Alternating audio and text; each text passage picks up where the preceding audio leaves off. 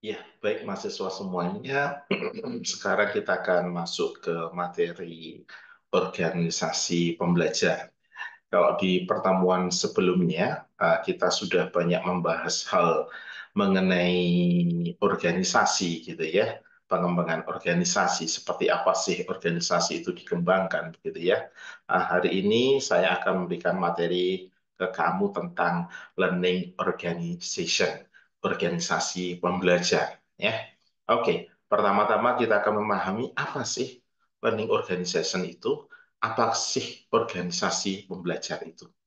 Baik, yang pertama saya akan menyampaikan konsep dari Peter Senge ya di dalam bukunya tahun 1990. Menurut Peter, organisasi pembelajar itu adalah gambaran dari sebuah organisasi yang menerapkan pembelajaran berkelanjutan di mana para karyawan akan mengembangkan kapasitas atau kemampuannya secara terus-menerus. Nah, gambaran konsep dari Peter ini, organisasi ini memberikan kesempatan kepada karyawannya untuk berkembang, ya.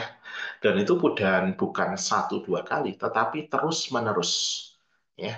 Jadi eh, continue begitu ya. Tujuannya apa? Menurut Peter ya, tujuannya adalah menciptakan hasil yang diinginkan. Kalau perusahaan pengen produktivitasnya misalkan 1 bulan 100 bal gitu ya, maka tujuannya itu ya, karyawan belajar, karyawan mengembangkan diri. Tujuannya untuk peningkatan produktivitas ya, menciptakan hasil yang diinginkan. Ini maksudnya. Sehingga organisasi di sini memiliki pola pemikiran baru ya atau yang luas ya dan dapat dipelihara ya. Kemudian organisasinya ini memberikan kesempatan kepada karyawannya dibebaskan untuk mengemukakan aspirasinya ya. Organisasi di mana karyawannya terus-menerus belajar, belajar bersama gitu ya. Ah, ini konsep menurut Peter. Kemudian menurut Malhotra, learning organization itu adalah organisasi dengan filosofi yang melekat terkait mengantisipasi, bereaksi, dan merespon terhadap perubahan, kompleksitas, dan ketidakpastian. Jadi, Malhotra di sini menekankan uh, organisasi pembelajar itu sebagai sebuah filosofi. Filosofi di mana organisasi itu secara bersama-sama mampu mengantisipasi, mampu bereaksi, mampu merespon semua perubahan, ya, kompleksitas dan ketidakpastian. Jadi lebih menekankan learning organization sebagai sebuah solusi terhadap persoalan. Ya. Kemudian menurut Garvin, kalau menurut Garvin, konsep Garvin, learning organization itu adalah organisasi yang memiliki keahlian dalam menciptakan, memperoleh, menginterpretasi, mentransfer, dan mempertahankan pengetahuan dan secara sengaja mengubah perilakunya sebagai bentuk refleksi atas pengetahuan baru dan insight baru yang diperoleh. Jadi, menurut Garvin, learning organization itu lebih banyak ya menekankan di mana di keahlian dari karyawan ya kalau itu konteks perusahaan atau anggota organisasi kalau itu konteksnya adalah sebuah organisasi ya. Oke, untuk pendalaman ini saya akan mengajak kamu untuk memahami filosofi pembelajaran adalah seorang Kiai Haji Mustafa Bisri, pendiri Pondok Pesantren Laut Latut Talibin Rembang, Jawa Tengah. Ini materi saya dapatkan dari koran Kompas ya waktu itu. Saya membacanya, kemudian saya potong, saya clipping gitu ya. Saya simpan sampai sekarang. Dia mengatakan begini, jangan berhenti belajar. Orang yang kerap membuat masalah adalah orang yang berhenti belajar. Karena apa? Merasa pintar, ya, paling benar sehingga sukar, ya, sulit menerima masukan dari orang lain. Lah, konsep ya pembelajar dari seorang Mustafa Bisri atau kita biasa panggil Gusmus. Jadi menurut Gusmus ada dua tipe manusia. Satu, manusia yang memiliki tipe pembelajar, dia mau terus-menerus belajar. Ya. Yang satu, tipe orang yang berhenti belajar. Ya. Nah, tipe pembelajar yang terus-menerus belajar itu dia memiliki ya mentalitas menyelesaikan masalah. Sebaliknya, tipe manusia yang berhenti belajar merasa sudah cukup, merasa sudah pintar, maka tipe orang ini adalah pembuat masalah. Yang satunya penyelesai masalah, yang satunya pembuat masalah. Maka filosofi pembelajar dari Gusmus ini, kalau kita terapkan di dalam sebuah organisasi, maka ada dua tipe organisasi. Satu, organisasi pembelajar yang memiliki mentalitas terus belajar, maka dia hadir sebagai apa? Penyelesai persoalan. Ya. Yang satunya adalah organisasi yang mengabaikan pembelajaran, merasa sudah cukup, maka organisasi ini akan tampil sebagai apa? Pembuat masalah, bukan penyelesai masalah. Nah, ini pelajaran yang bisa kita ambil dari seorang Gus Mus. Ya. Nah, manusia jika berhenti belajar, ia hanya akan menjadi pembuat masalah, bukan penyelesai masalah. Organisasi hakikatnya adalah kumpulan manusia. Mereka akan menjadi organisasi penyelesai masalah kalau apa? Orang-orangnya yang ada di dalam adalah orang-orang yang punya mentalitas pembelajar. Dia hadir sebagai penyelesai masalah dan bukan pembuat masalah. Ya, oke. Mengapa ya kita harus hadir ya memiliki organisasi pembelajar? Ya, menurut Nur, organisasi pembelajar dibutuhkan karena apa? Satu, kompetisi yang semakin ketat. Kalau ini konteksnya perusahaan, kenapa perusahaan itu harus hadir sebagai perusahaan pembelajar? Ya karena kompetisi yang semakin ketat. Ya, banyak sekali perusahaan-perusahaan baru bermunculan. Kemudian yang kedua, sinergi antar tim. Seperti yang kita tahu, perusahaan yang maju, perusahaan yang besar adalah perusahaan yang memiliki tim-tim luar biasa. Maka organisasi pembelajar dibutuhkan untuk apa? Sinergi antar tim. Yang kedua apa? Perubahan begitu cepat. Kalau organisasi atau perusahaan tidak bisa adaptif menyesuaikan, maka akan tertinggal. Ya, dan perusahaan yang adaptif, perusahaan yang mampu menyesuaikan diri dengan baik adalah perusahaan pembelajar, di mana orang-orangnya itu apa? Memiliki mentalitas yang besar untuk apa? Belajar. Ya. Oke, yang keempat adalah antisipasi atas masa depan yang tidak pasti. Kita tahu perubahannya begitu cepat membuat ketidakpastian itu semakin besar. Maka dibutuhkan sebuah antisipasi. Organisasi atau perusahaan yang mampu mengantisipasi ya ketidakpastian itu adalah organisasi atau perusahaan yang memiliki manusia-manusia pembelajar ya. Oke, penjelasan mengenai kompetisi yang semakin ketat. Kompetisi antar perusahaan saat ini semakin ketat. Suatu perusahaan tidak bisa menganggap para kompetitornya dengan sebelah mata. Seberapapun unggulnya perusahaan tersebut, karena kelengahan sedikit akan dapat membuat perusahaan tertinggal. Oleh karena itu, perusahaan harus terus-menerus belajar dan mengembangkan diri agar dapat apa? Memenangkan kompetisi atau setidaknya tidak tertinggal dari kompetitor. Ya, nah, ini alasan pertama, kompetisi yang semakin ketat Alasan yang kedua, sinergi antar tim. Seluruh pekerjaan akan mengharuskan seorang karyawan untuk berhubungan ataupun bekerja sama dengan karyawan lain. Betul. Dalam organisasi yang baik, kekuatan utama akan terletak pada bagaimana menciptakan sinergi di antara anggota tim yang ada. Masing-masing orang harus belajar, masing-masing orang harus membawa hasil belajarnya untuk saling menyokong dan memperkokoh tim. Ya.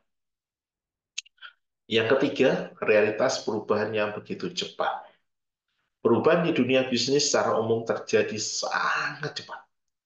Sesuatu bisa menjadi tren untuk kemudian secara tiba-tiba tergantikan dengan tren yang baru. Ya, sebuah penemuan demi penemuan terus-menerus terjadi dan saling menguatkan serta menggantikan satu sama lain. Untuk menghadapi perubahan tersebut, tentu saja perusahaan memerlukan kemampuan belajar dari situasi yang ada sehingga dapat menghadapi segala perubahan dengan apa? Dengan percaya diri. Oke, yang keempat, antisipasi ya masa depan yang tidak pasti. Tidak ada pihak yang mampu menebak arah bisnis dan perekonomian pada 5 atau 10 tahun ke depan. Tidak ada. Perusahaan seharusnya menyadari bahwa hari esok penuh dengan tantangan dan ketidakpastian. Organisasi yang belajar, meskipun akan tetap menghadapi ketidakpastian, namun lebih siap dan terbuka menghadapi apapun yang terjadi di depan. Ya, oke. Berikutnya tentang sistem learning organization model. Model organisasi pembelajar. Ya, oke. Menurut Marquardt, organisasi pembelajar tidak akan bisa tercipta atau bertahan tanpa memahami dan mengembangkan 5 subsistem yang saling berhubungan, yang saling terkait, yang saling menyokong satu dengan yang lain. Yang pertama yaitu pembelajaran atau learning. Yang kedua adalah organisasi atau organization. Yang ketiga orang atau people. Yang keempat adalah pengetahuan atau knowledge. Dan yang kelima adalah teknologi. 5 hal ini ya adalah model sistem pembelajaran organisasi pembelajar. Oke, gambarannya adalah seperti ini. Ya, ada 5 ya, organization, people, teknologi, dan knowledge itu ada di pinggir, dan yang mengiris semuanya itu adalah learning. Ya, oke, dari gambar ini bisa kita simak, ya, ada unsur organisasi, manusia, teknologi, knowledge, itu dipersatukan oleh yang namanya learning. Ya. Oke, yang pertama learning subsystem. Learning atau pembelajaran merupakan kunci utama atau inti dari subsistem learning organization. Proses pembelajaran dapat terjadi baik pada level individu, ini terkait dengan perubahan skill, pemahaman, pengetahuan, sikap, nilai yang diperoleh melalui pembelajaran sendiri, ya. Pada level grup atau tim terkait dengan apa? Peningkatan pengetahuan, skill, dan kompetensi yang dicapai di dalam tim, serta pada level organisasi terkait dengan peningkatan kemampuan intelektual dan produksi yang dapat dilakukan ya atau dapat melalui adanya komitmen dan kesepakatan untuk melakukan apa? Continuous improvement atau perbaikan berkelanjutan di seluruh organisasi ya. Dari hal ini kita bisa melihat apa?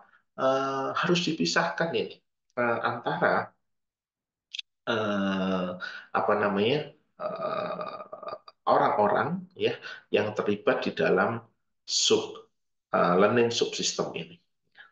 Oke, yang kedua adalah organisasi. Yang pertama tadi learning, berikutnya adalah organisasi. Organisasi subsistem. Terdapat 4 komponen penting dalam subsistem ini, yaitu visi, budaya, strategi, dan struktur. Visi organisasi akan melingkupi harapan perusahaan, tujuan, dan arahan menuju masa depan. Budaya organisasi dimaksudkan pada nilai-nilai yang dipegang organisasi, baik itu ritual serta kebiasaan yang sering dilakukan. Budaya belajar yang dapat menjadi kebiasaan perusahaan juga akan dapat mendukung visi misi perusahaan untuk berkembang dan menghasilkan produk atau layanan yang terus-menerus menjadi tentunya lebih baik. Ya. Selanjutnya, strategi akan berhubungan dengan cara perusahaan untuk mengoptimalkan hasil pembelajaran yang diperoleh, kemudian menyebarkan pengetahuan, serta menerapkan atau memanfaatkan pengetahuan atau hasil pembelajaran pada setiap rencana tindakan serta kegiatan operasional. Ya, oke, ini organization subsystem. Yang ketiga, people, manusia. People subsystem. People atau orang-orang yang berpengaruh di dalam learning organization antara lain adalah para pimpinan perusahaan atau manajer, karyawan, pelanggan, partner bisnis, supplier, vendor, serta komunitas-komunitas lain di sekitarnya. Ya, setiap kelompok orang tersebut sangat berharga dalam membangun ya learning organization karena dapat mendorong dan memungkinkan terjadi proses pembelajaran. Ya, para pemimpin dapat menerapkan coaching atau mentoring untuk meningkatkan kesempatan belajar bagi rekan kerja ataupun bawahan. Ya. Karyawan diharapkan dapat mendorong atau terdorong untuk terus-menerus dan menyelesaikan masalah berdasarkan hasil pembelajaran yang dilakukan. Ya. Oke, tadi sudah membahas mengenai apa itu uh, learning, ya. Kemudian organisasi, people. Yang keempat adalah knowledge, knowledge system. Pengetahuan merupakan sumber makanan utama bagi learning organization. Dalam organisasi, individu mungkin datang dan pergi dengan cepat. Tetapi apabila pengetahuan yang berharga ikut hilang, ya sayang banget. Ya, rugi besar. Knowledge system meliputi 6 tahap. Yang pertama akuisisi, kedua penciptaan, yang ketiga penyimpanan pengetahuan, kemudian yang keempat pencarian dan analisis data, ya, kemudian yang kelima transfer dan penyebarluasan pengetahuan, dan yang keenam bagi anggota yang ini ya apa itu mau kan organisasi ini kan ini toh karyawannya itu diberi kesempatan untuk memberikan ide. Lah, ini butuh difasilitasi untuk apa? Penerapan dan validasi pengetahuan. Oh ya, benar. Oh ya, apa yang kamu sampaikan benar. Apa yang kamu usulkan setuju, gitu ya. Nah, jadi disinilah letaknya akuisisi, penciptaan, penyimpanan pengetahuan, pencarian dan analisis data, transfer dan penyebar luasan pengetahuan, dan yang keenam adalah penerapan dan validasi. Ya, oke. Yang kelima teknologi subsistem. Subsistem teknologi terdiri dari jaringan teknologi pendukung yang terpadu, ya, dan alat-alat informasi lainnya yang memungkinkan akses terhadap pembelajaran dan pertukaran informasi teknologi untuk mengelola pengetahuan. Jadi pengetahuan yang tadi di bagian keempat sudah dibahas, itu implementasinya itu membutuhkan sebuah sistem teknologi, IT-nya lah kira-kira seperti itu. Maka inilah perannya teknologi subsistem. Ya, oke. Sekarang bagaimana Pak implementasi learning organization? Ya, menurut Agris dan Scon, learning organization bisa diimplementasikan dalam 2 tahap.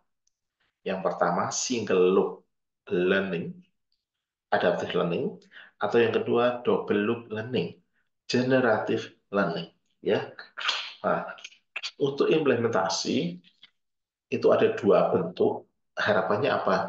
Bisa support di semua situ Masih ya. Oke. Single loop learning, pembelajaran satu putaran. Maksudnya gimana? Maksudnya adalah pembelajaran yang membawa ke arah peningkatan kinerja organisasi dengan cara menemukan dan memperbaiki kesalahan berdasarkan pada kumpulan norma-norma, nilai-nilai, ya, atau sudah teori atau suatu teori yang berlaku.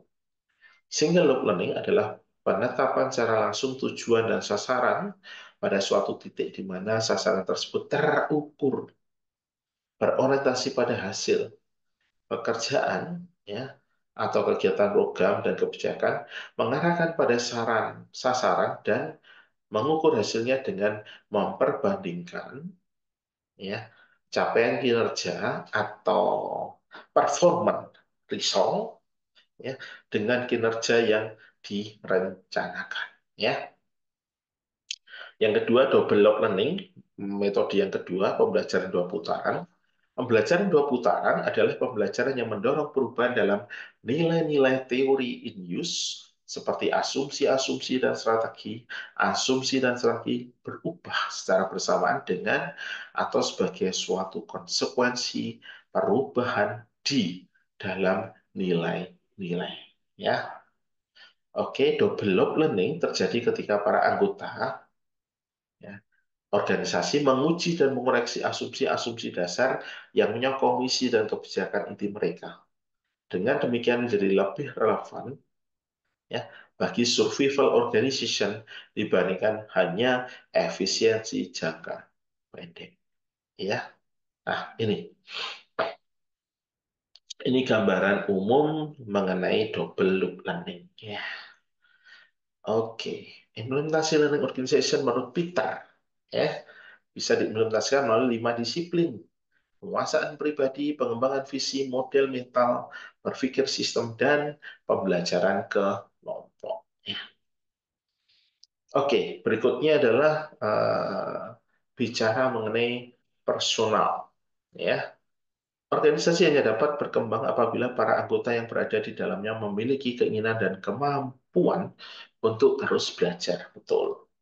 Dengan disiplin penguasaan pribadi berarti individu di dalam organisasi tersebut memfokuskan diri untuk meningkatkan kemampuan dan kapabilitas diri dengan belajar dan memfokuskan energi untuk terus-menerus memperdalam visi pribadi, ya. Disiplin ini sangat diperlukan karena untuk tetap dapat bersaing di era global, ya. Perusahaan harus memiliki anggota yang memiliki kompetensi yang tinggi. Ya, oke. Next. Mental atau model. Mental model atau model mental. Mental model merupakan suatu disiplin yang menggambarkan proses penilaian pribadi berdasarkan asumsi dan generalisasi yang ditangkap yang dapat mempengaruhi individu dalam melakukan sebuah tindakan dan pengambilan keputusan. Disiplin mental model ini melatih individu untuk apa? Mengkomunikasikan pemikiran dan asumsi secara efektif. Ya. Oke, berikutnya membagi visi. Disiplin ini menggambarkan begitu besar dan penting peranan seorang pemimpin sebagai penentu arah organisasi. Membagi tujuan organisasi dengan cara apa? Mengkomunikasikannya kepada seluruh anggota organisasi. Oh, aku ketua organisasi, ya aku bagi ke semua anggotaku. Inilah, ya, share vision. Kemudian tim learning. Dengan adanya proses pembelajaran secara bersama-sama, organisasi telah mempererat ikatan bagi seluruh anggota di dalamnya dengan melakukan dialog dan transfer ilmu yang dimiliki secara perseorangan. Nah, ini nggak mudah. Ini adalah sesuatu yang sulit, gitu ya. Oke, saya lanjutkan ya. Saya ingin menyebutkan bahwa bukan hanya menciptakan hasil yang baik untuk organisasi, tapi anggota dengan bersama-sama dapat lebih cepat menyerap informasi dan tumbuh lebih cepat daripada melakukan proses pembelajaran secara pribadi atau perorangan. Ya. Oke, sistem berpikir sistem. Berpikir sistem merupakan landasan terpenting yang dapat mengintegrasikan setiap individu, kegiatan, serta disiplin yang ada di dalam organisasi. Karena tanpa mengaplikasikan berpikir sistem, individu di dalam organisasi hanya menjadi penonton. Ya, nah ini berpikir sistem. Ya. Oke, baik, mahasiswa. Itu materi dari saya. Ya, kuis kecilnya nanti silakan dikerjakan di assessment ya. Jelaskan beserta contoh konkretnya 3 alasan mengapa organisasi pembelajar itu sangat penting. Sudah saya jelaskan. Bagaimana implementasi organisasi pembelajar menurut Peter Sang ya. Sudah saya bahas juga. Oke, baik siswa, ini materi dari saya mengenai organisasi pembelajar. Untuk review materi kuis kecil, silakan lihat di assessment. Ya, baik. Terima kasih mahasiswa semuanya.